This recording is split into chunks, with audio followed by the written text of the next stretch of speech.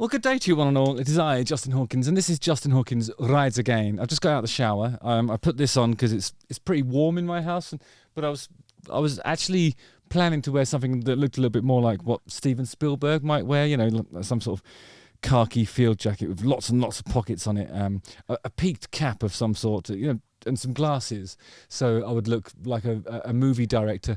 I'm basically talking about music videos at the moment and cinematography and all that kind of stuff. And today I need your help. If you're an unsigned musician or you're in a band and you've just made a video, I want you to send it to me, partly because I'm interested, but also partly because I need an antidote. Today I'm talking about a band whose video has around 130 people listed in the credits. I'm trying to think of a reason why why you'd need so many people on a music video. And I'm trying to think back to, like, well, I suppose when we were making like expensive videos at the beginning of the Darkness's adventure, I think there's no way we'd have anything like that amount of people working on it. Even though we had things like carpenters and people designing spaceships and stuff like that. Anyway, later this week I want to show you what's possible without the budget of a shoe chain, if you like, just a shoe string, as they say in show business. Let me do the theme tune, speaking of shoestrings. Justin Hawkins rides again. Do you remember when I used to go? I used to go right up there. No need. Yeah, I might start doing that again, actually. It sounded pretty good. Oh, righty. So, it's been called epic. It's been called haunting, artsy, and really, really expensive. Enough about the nature of my relationship to my ex-wife towards the end of our marriage.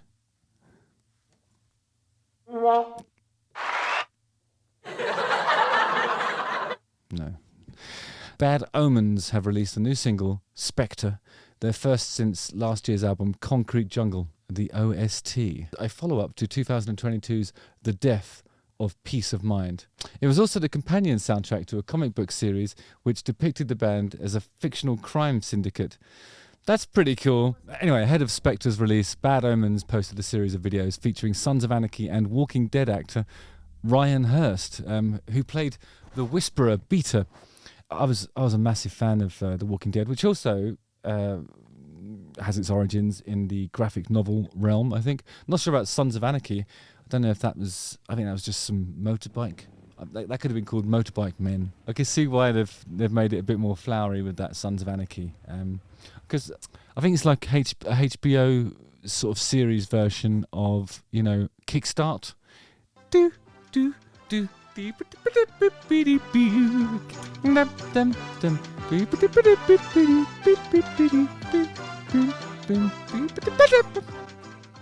was about that was also some motorbike men, but they're off-roaders. So I think it was like the on-road version of Kickstart, but with Walking Dead actor Ryan Hurst. The Whisperers in one of the later series, they were the ones who used to take like the faces of not zombies, because nobody ever called them zombies. The undead, take their faces and use them as masks so they could walk among the undead unnoticed, and then sort of whisper things to each other, like say, "Yeah, I reckon we should pick some of the fruit off that tree over there, because they look ripe." Or you know, they'd say, "Oh, let's nick his bike," or I don't know. I can't really remember. To be honest, what happened at the beginning of season 6 was really upsetting for me. I'm still a bit traumatized by it. Anyway, let me watch this. Why can't I leave? It doesn't seem like you really want to. Yes, I do. I hate it here. I hate you. Then why do you keep coming back? When did this all start? I don't know. I just want to go home. That's what you said the last time. I'm going to do a quick Google search on him, actually, because I think he was in something else that I liked that was also based on the graphic novel. Yeah, he was in the FX drama series Motorbike Men. It says here. Jesus, he's 1 meter 97 tall. Can you believe that?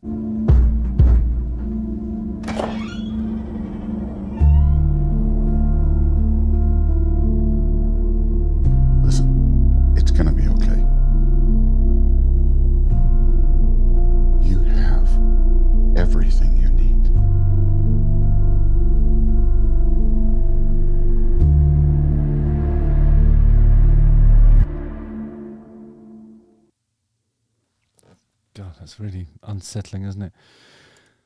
Whew! I mean, it feels so well made that it's kind of like, feels like an artistic gesture, but it's also kind of a marketing strategy as well, isn't it? One of the weirdest parts of this, I think, is the framing of it. So like 15 seconds in, it's really like the back of the chair that the small boy with the ghost outfit is sitting on is right central in the frame. And most of its wall, it's just so Lynchian in its weirdness. And for something that's short form, that's quite engaging, I think. When the door opens and there's that sort of silhouette figure with a wide-brimmed hat, you think, the middle part of that person's head is really, really tiny. You're probably supposed to think other stuff as well. Who is that? What could that be? Anyway, it's always nice to have a look at a shadowy figure in the moonlight, I suppose, on the internet. Okay, I'm going to have a little watch. Again.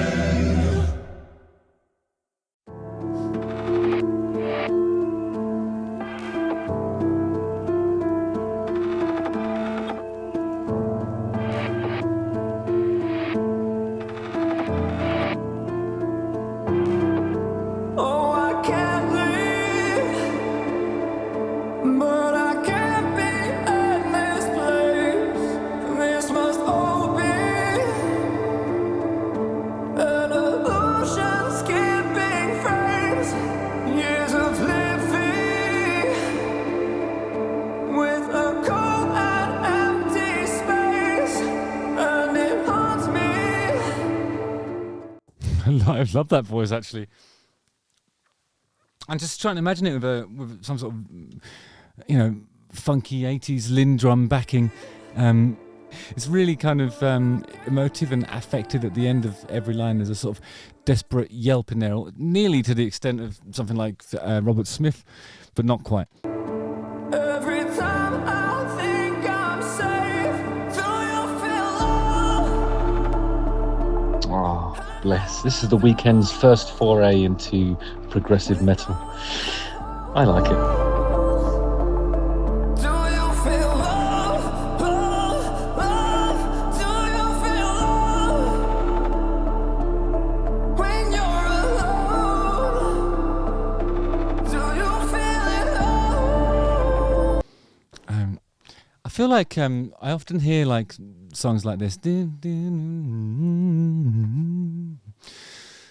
Love, love, love. But imagine if they went all the way, love, and then just went into a full-on, like a 80s mega ballad type thing. These guys with these amazing voices, I feel like they just don't use them in the way that they would have done if it was 50 years. Oh, why is that surprising? As I'm hearing myself say that, it's like this person would do an awesome, like Maria McKee cover, for example, or I don't know, anything by Billy Ocean. Do you feel it all? Do you feel love? Love, love? Do you feel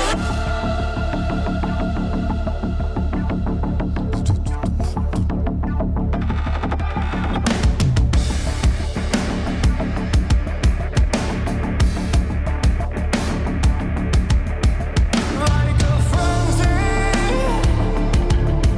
like an ocean overflow?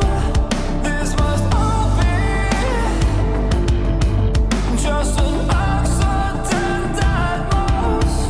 Oh, I'm changing. It does look like an art house kind of horror movie kind of thing, but I'm not really seeing like the visual move at a pace that feels like at the end of this 5 minutes we'll have any sort of idea as to what's going on. Like a ghost, like a specter, in your headlights on the road. Do you feel love? I know I don't. With no one to hold. Do you feel love?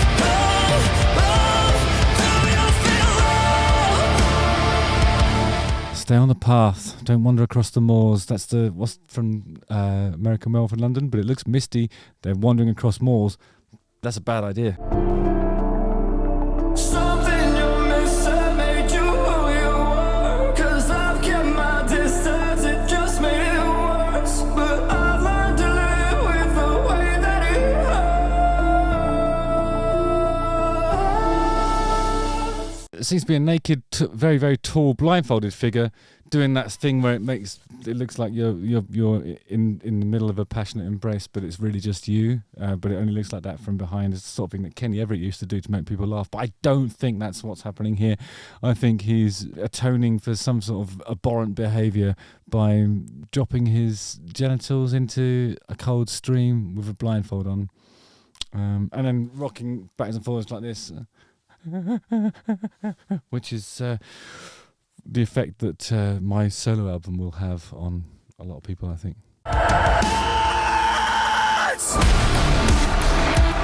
Fucking hell, those are gigantic ghosties rising from the misty depths of the swamp.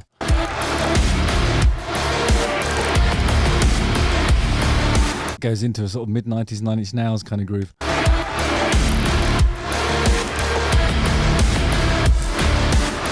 Got a bit of a closer vibe.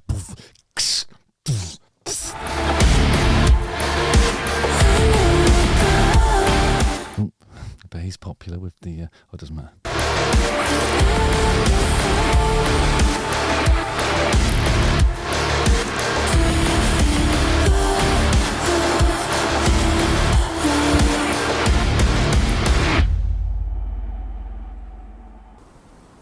I feel confused.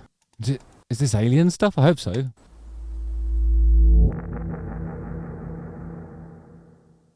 I feel like I'm none the wiser, to be honest. Just being honest, guys. I don't know. Maybe somebody can explain what I'm supposed to be seeing here. I don't know. People running about, ghosties, and then they turn out to be smoking. And there's a rectangle in the sky. I love it because it's weird, but I don't know. I just wasn't prepared for this.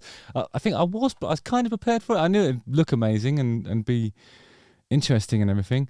I don't know if it detracted from the song at all, really, because I was sort of a bit blown away by the singing style. I thought that was really an interesting sort of great, and it had control, and it had sort of that sort of desperate affectation to it, which I always enjoy.